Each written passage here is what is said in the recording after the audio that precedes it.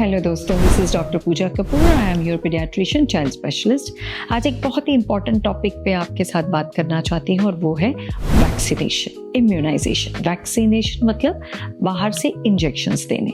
बहुत पुराने सालों से आप देखते आए हैं कि हमारे पेरेंट्स के बाजुओं पे बड़े बड़े निशान होते थे ना, कि इंजेक्शंस लगाए जाते थे। तो ये बहुत पुरानी चीज़ें चलती आ रही हैं। और ये क्यों देने पड़ते हैं?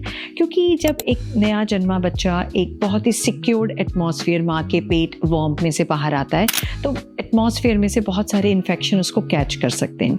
तो उस चीज़ के लिए उम्र के हिसाब से अलग अलग इंजेक्शंस या कि टीके यानी कि वैक्सीन जो है बच्चे को डिफरेंट इंटरवल्स पे दिए जाते हैं, जो कि बाहर से बच्चे को इम्यूनिटी देते हैं ताकि बहुत सारी बीमारियों से बच्चे को बचाया जा सके। सबसे इम्पॉर्टेंट, सबसे पहले बर्थ की जितना जल्दी 1-2 इंजेक्शंस लगने बहुत ज़रूरी हैं।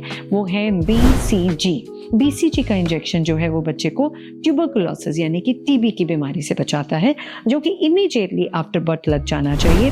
पहले 24 घंटे के अंदर लग जाए तो बहुत जल्द अच्छा है, और अगर किसी तरीके से पहले 24 घंटे में मिस हो जाता है तो पहले 72 आवर्स में लग जाना चाहिए, या उसके बाद जितना जल्दी हो लग जाना चाहिए। BCG के साथ ही हम 2 बूंद जिंदगी यानी कि पोलियो ड्रॉप्स देते हैं। जो बर्थ के समय हम पोलियो ड्रॉप्स देते हैं उसको ज़ीरो पोलियो कहा जाता है, जिसे कि हम गिनते नहीं हैं, लेकिन वो देनी बहुत ज़्यादा ज़रूरी है BCG के साथ। तो BCG के साथ 0 पोलियो ड्रॉप्स दिए जाते हैं। एक और इंजेक्शन बर्थ के साथ ही लगता है और वो होता है हेपेटाइटिस B का इंजेक्शन। हेपेटाइटिस B मतलब पीलिया।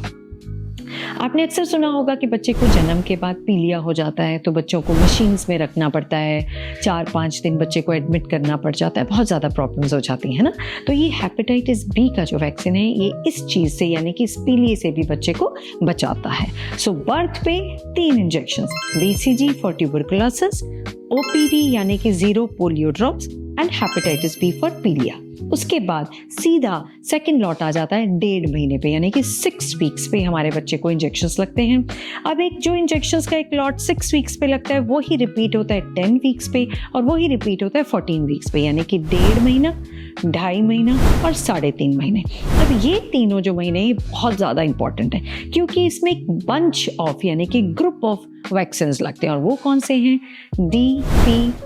DPT मतलब डिप्थीरिया, पर्ट्यूसिस, टेटनस का वैक्सीन। इसी के साथ लगता है हिब का वैक्सीन यानी कि मेनिंजाइटिस, ब्रेन का वैक्सीन। इसी के साथ लगता है IPV यानी कि इंजेक्टेबल पोलियो वैक्सीन।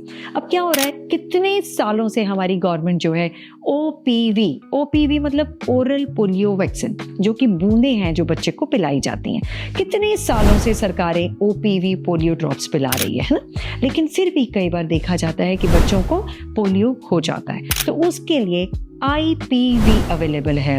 IPV मतलब इंजेक्टेबल पोलियो वैक्सीन। अगर इसकी 3 डोजेस 1.5, 2.5 और 3.5 महीने पे और एक बूस्टर डोज 1.5 साल पे लग जाए तो हमारे बच्चों को 100% प्रोटेक्शन जो है वो पोलियो से मिल जाती है।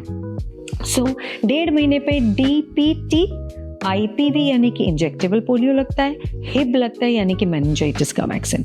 इसके साथ साथ और वैक्सीन लगते हैं जो कि है न्यूमोनिया का टीका। न्यूमोनिया का इंजेक्शन बहुत ज़्यादा इंपॉर्टेंट इंजेक्शन है, क्योंकि न्यूमोनिया एक ऐसी बीमारी है जो अगर हमारे छोटे बच्चों को हो जाए तो उससे जान भी जा सकती है। सो न्यूमोनिया का टीका अगर 1.5, 2.5 और 3.5 महीने पे लग जाता है और फिर बूस्टर डोज 1-1.5 साल पे लगती है, तो हम अपने बच्चों को न्यूमोनिया जैसी घातक बीमारी से बचा सकते हैं। और भी बहुत सारे वैक्सीन हैं, बातें बहुत ज़्यादा डिटेल में करेंगे लेकिन इसके बाद।